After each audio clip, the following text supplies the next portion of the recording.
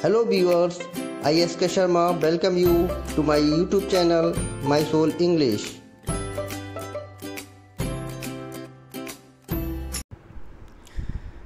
Good morning learners. In this video we will learn how to write story.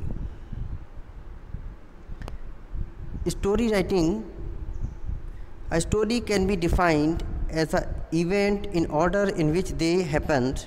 In fact, a story is a work fiction usually written in prose in a narrative format. Okay, तो story क्या है? Story can be defined as an event in order in which they happened. कोई भी event जिस order में happen होता है उसको describe करना ही story writing कहलाता है. समझ आया? और इनफैक्ट स्टोरी क्या होता है?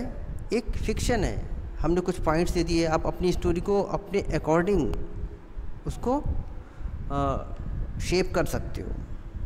It much more depend on your imagination and creativity. Clear? तो a good story must contain the following elements. एक अच्छी स्टोरी में क्या क्या होना चाहिए ये देखिए, पॉइंट वाइज हम देख लेते हैं. Setting, the time and location. हमें टाइम और लोकेशन किस टाइम पे लिखी गई और क्या लोकेशन है तो वो आपको मेंशन करनी होती है. Plot, the sequence of events in a story in which the readers learn them.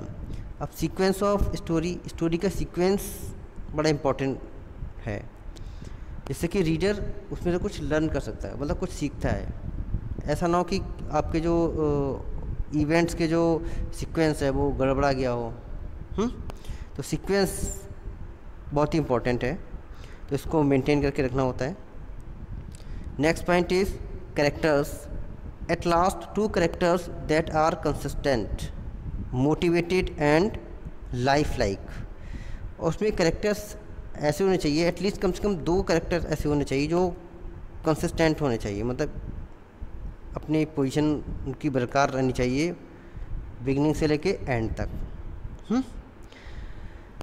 Next point is theme, the central idea और the thought of the author. तो थीम क्या होनी चाहिए? आपको पता होना चाहिए कि उस स्टोरी की थीम है क्या, मतलब ऑथर के थॉट्स क्या हैं. आप राइट कर रहे हो वो क्या हम उसके थ्रू कहना चाह रहे हैं, क्या मॉरल निकल रहा है, वो उसकी थीम पे बेस्ड होते हैं. तो आइए हम एक एग्जांपल देख लेते हैं. सॉरी, ये रहा. देखिए क्वेश्चन ये है आपका, right a story based on the following outline. The 2 cats hungry, a leaf of bread, can't divide, each greedy, wants more, a clever monkey offered to help, bit by bit, ate the bread, his fee, bread finished, cats foolish, still hungry. तो यहाँ पे कुछ points दिए हैं. अब इन points, इन clues के base पे आपको स्टोरी को डेवलप करना है. अब जैसे आप देख सकते हैं 2 cats hungry, 2 कैट भूखी थी, आपको पता चल रहा है. उसके बाद आपको सेंटेंस खुद फ्रेम करना है. अ loaf ऑफ ब्रेड, एक ब्रेड का टुकड़ा. कांट डिवाइड नहीं कर सकती थी. ईच ग्रीडी, वांट्स मोर, दोनों लालची थी और दोनों को ज़्यादा चाहिए था. ब्रेड एक थी, है ना, लोफ ऑफ ब्रेड एक था और उसको डिवाइड तो खुद नहीं कर सकती थी और दोनों लालची थी. दोनों को क्या चाहिए था? ज़्यादा वाला पोर्शन चाहिए था अगर डिवाइड भी करती तो. अ क्लेवर मंकी, तभी एक क्लेवर मंकी की एंट्री होती है. ऑफर टू हेल्प, उन्होंने हेल्प की, ऑफ़र किया. Bit by bit, at the bread, और हल्के हल्के उसने ब्रेड खाने लग जाता है. हिज फी, एज अ फी, उसने सोचा कि ये मेरी फीस है अभी खाने. ब्रेड फिनिश्ड, ब्रेड ख़त्म हो जाती है. कैट्स फुलिश, कैट्स बेवकूफ़ होती हैं. स्टिल हंग्री, भूखे रह जाती हैं. तो आपको एक थोड़ा सा आइडिया हो गया ना क्लू से कि क्या स्टोरी हो सकती है.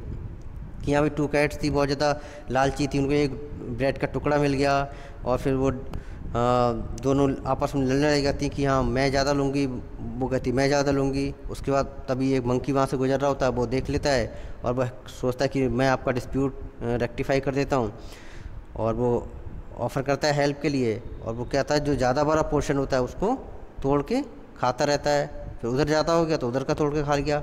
इस तरह से ब्रेड वो पूरी फिनिश हो जाती है और कैट्स बेवकूफ़ बन जाती हैं। तो ये स्टोरी आपने पहले भी सुनी होगी, कहीं ना कहीं स्टोरी जो है एक फॉक टेल है ये, आपके ग्रैंडफादर ने आपको सुनाई होगी हो सकता है, या पेरेंट्स के थ्रू आपने सुनी होगी, एल्डर्स के थ्रू आपने सुनी होगी। तो भाई ये देखो इसको कैसे फ्रेम किया है, आंसर देखें। तो सबसे पहले हम टाइटल दे देते हैं स्टोरी का, इक्वल शेयर। जो सुटेबल टाइटल है आपने वो दिया है इसका, इक्वल शेयर। आंसर देखिए, once upon a time there lived two cats in a village. एक बार की बात है, 2 कैट्स एक विलेज में रहती थी। One day they were hungry. अब देखो वहाँ पे हमने कुछ पॉइंट्स थे, क्लूज मिले, उससे हमने ये पूरा सेंटेंस फ्रेम कर लिया। One day they were hungry, भूखी थी। They searched for food but could not find anything to eat. सारे दिन घूमती रही लेकिन उन्हें कुछ भी नहीं मिला खाने के लिए। Soon they spotted a loaf of bread on the road. तभी उन्हें क्या है, रोटी का टुकड़ा मिल जाता है रोड पे। Each of them was greedy and wanted to eat the bigger portion.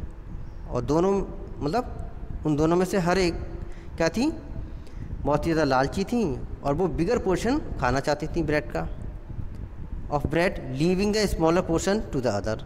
और दूसरा छोटा वाला टुकड़ा वो दूसरी वाली कैट को देना चाहती थी।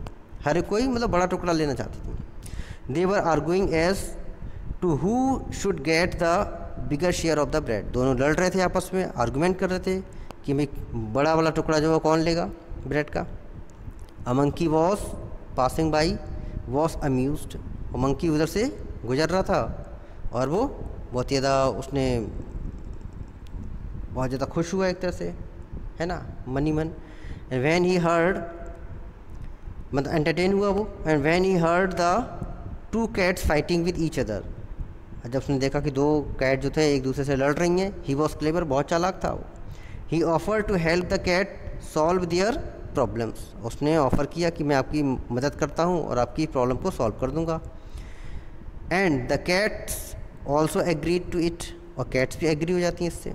ही bit a small portion of the bread and eat it.